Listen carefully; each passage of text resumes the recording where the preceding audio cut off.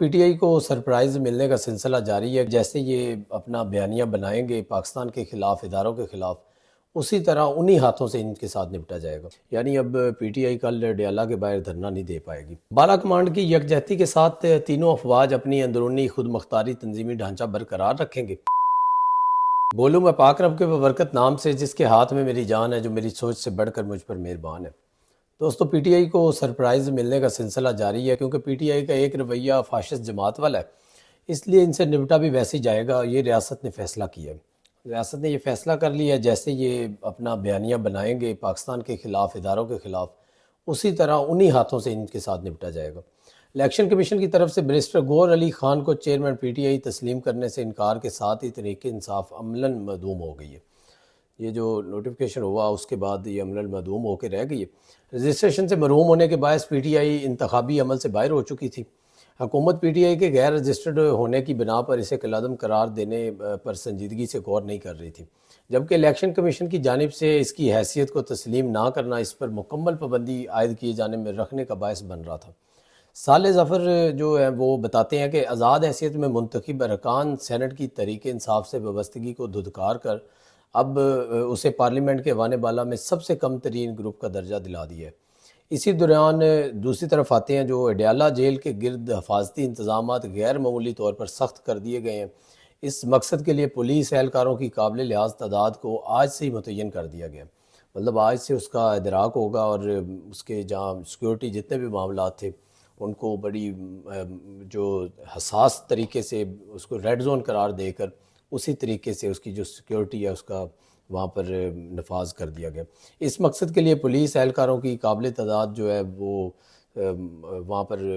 تعداد جو موجود ہے ابھی، جس میں ضرورت کی صورت میں اضافہ بھی کیا جا سکتا ہے۔ متعلقہ حکام نے اپنے لائے عمل کے تحت ان اہلکاروں کو تعداد ظاہر کرنے سے گریز کی ہے کہ تعداد ظاہر نہیں کرنی، تاکہ یہ جتنے لونڈے لپاڑے آئیں گے، گنڈے آئیں گے، تو ان کو یہ نہ معلوم ہو کہ وہاں پر کتنی تعداد اور بیک پہ کتنی تعداد، بیک اینڈ پہ جو بیٹھی ہے اپنی ریزرو کے اندر، تو وہ موقع کی مناسبت سے وہاں پر بلا لی جائے گی۔ ذرائع نے بتایا کہ پولیس کی مدد کے لیے رینجر کے بھی دستے فوری طور پر ڈیالہ پہنچا دیے جائیں گے، جنہیں الرٹ پر رکھا گیا، مطلب بیک اپ پر رینجر بھی موجود ہے اور پولیس تو ہے ہی ہے کیونکہ ان کی ڈیوٹی ہے، اور رینجر کے دستے بھی بیک اپ پر الرٹ پر رکھے گئے ہیں، جنہیں بوقت ضرورت اسی وقت بلا لیا جائے گا۔ جیل کی حفاظت کے لیے 3 پرت کی سیکیورٹی کا جو نظام مستقل طور پر قائم کر دیا گیا، جس سے کوئی غیر متعلقہ شخص جو ہے پہلے ناکے کے سے آگے گزرنے نہیں دیا جائے گا۔ مطلب پہلے ناکے سے آگے وہی انسان گزرے گا، وہی شخص گزرے گا جس کی جو فہرست جیل حکام کی طرف سے آئے گی، اس کے اندر جس کا نام ہوگا وہی پہلے ناکے سے کراس کر کر آگے جا سکے گا۔ راولپنڈی میں دفعہ 144 میں دسمبر 10 تک جو ہے توسیع کر دی گئی ہے، یعنی اب پی ٹی آئی کل ڈیالہ کے باہر دھرنا نہیں دے پائے گی، انتشار کی اجازت بالکل نہیں دی جائے گی، کیونکہ 10 دسمبر کا ٹائم دے دیا گیا، اس میں بڑھا دی گئی ہے، تو 10 دسمبر تک تو یہ بالکل بھی دھرنا نہیں دے سکتے۔ تو اگر یہ انتشار پھیلائیں گے تو آپ کو پتہ ہے بھی اسٹیٹ اس ٹائم جو ہے پوری حرکت میں آئی ہوئی ہے، اور ان کے ساتھ آنی ہاتھوں سے نپٹا جائے گا۔ دوسری طرف دوستو، سعودی عرب کی جانب سے 3 ارب ڈالر کے ڈپازٹ کی مدت میں مزید توسیع سے ادائیگی کا توازن بہتر ہو گیا۔ جاری سمائی میں بیرونی ادائیگیوں کا حجم کم ہو کر 1 ارب 86 کروڑ 40 لاکھ ڈالر رہ گئے، جو اس سے قبل 4 ارب 86 کروڑ 40 لاکھ ڈالر تھا۔ مطلب پہلے 4 ارب 86 کروڑ تھا، تو اب 1 ارب 86 کروڑ 40 لاکھ رہ گیا کہ 3 ارب ڈالر جو ہے وہ ادائیگی کر دی گئی ہیں۔ ذرائع وزارت خزانہ کے مطابق پاکستان نے اکتوبر تا دسمبر 2025 کی جاری سمائی میں مجموعی طور پر 4 ارب 86 کروڑ 40 لاکھ ڈالرز کی بیرونی ادائیگیاں کرنی تھیں۔ اس بیرونی ادائیگی کی رقم میں 3 ارب ڈالر کی سعودی عرب کا جو ڈپازٹ شامل تھا، 3 ارب ڈالر جو ہے صرف وہ سعودی عرب کا تھا، وہ بھی دے دیا گیا۔ واضح ہے کہ سعودی عرب کی جانب سے 3 ارب ڈالر ڈپازٹ کی مدت میں مسلسل 3 بار 2022، 23 اور 24 میں ایک سال کی توسیع کی جا چکی ہے۔ اتنی توسیع کے باوجود اب باضابطہ طور پر آپ کو اس سے پتہ چل جانا چاہیے کہ اگر وہ 3 ارب ڈالر کی ادائیگی دی گئی ہے 3 سال کی توسیع کے بعد، تو پاکستان درست سمت میں جا رہا ہے اور پاکستان ترقی کی طرف گامزن ہے۔ دوسری طرف دوستو، آج چیف آف ڈیفنس فورسز کا عہدہ بھی سنبھال لیا ہے۔ سید عاصم منیر کو جی ایچ کیو میں گارڈ آف آنر دیا گیا، ان کے اعزاز میں ایک تقریب کا انعقاد کیا گیا۔ Chief of defence forces field marshal Syed Asim Munir کا کہنا ہے کہ افغانستان کی رجیم کو واضح پیغام دیا ہے کہ ان کے پاس خوارج یا پاکستان میں کسی ایک کے انتخاب کے علاوہ کوئی آپشن نہیں ہے۔ مطلب ان کو دو میں سے ایک انتخاب کرنا پڑے گا، اس کے علاوہ اور کوئی آپشن نہیں ہے۔ Chief of defence forces field martial کو جی ایچ کیو راولپنڈی میں گارڈ آف آنر پیش کیا گیا۔ تینوں مسلح افواج کے دستوں نے فیلڈ مارشل سید عاصم منیر کو سلامی پیش کی۔ اس موقع پر پاک فضائیہ اور پاک بحریہ کے سربراہ بھی موجود تھے۔ اب چیف آف ڈیفنس فورسز سید عاصم منیر جو ہے فیلڈ مارشل کا تینوں مسلح افواج کے افسران سے خطاب کرتے ہوئے کہنا تھا کہ نئے قائم ہونے والے ڈیفنس فورسز ہیڈ کوارٹر میں تبدیلی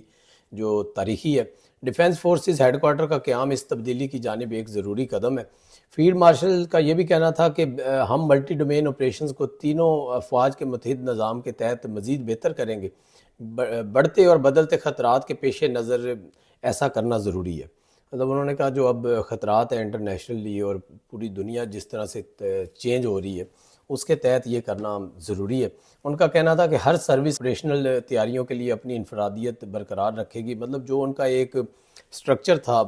ایئر فورس کا یا ایوی کا باقی فورسز کا، اس میں کوئی تبدیلی نہیں ہوئی، صرف یہ اس کے اوپر ایک جو کمانڈ کے طور پر یہ ان کی سپرویژن کریں گے، باقی ان کے سٹرکچر کے اندر جو ان کا ایک آپریشنل تیاریوں کا سلسلہ ہے اس میں کچھ بھی تبدیلی نہیں لائے گی۔ ڈیفنس فورسز کا ہیڈ کوارٹر سروسز کے آپریشن کو مربوط اور ہم آہنگ کرے گا۔ بالا کمانڈ کی یکجہتی کے ساتھ تینوں افواج اپنی اندرونی خود مختاری تنظیمی ڈھانچہ برقرار رکھیں گے۔ فیلڈ مارشل کا کہنا تھا کہ بھارت کسی خود فریبی یا گمان کا شکار نہ رہے، اگلی بار پاکستان کا جواب اس سے بھی برق رفتار اور شدید ہوگا۔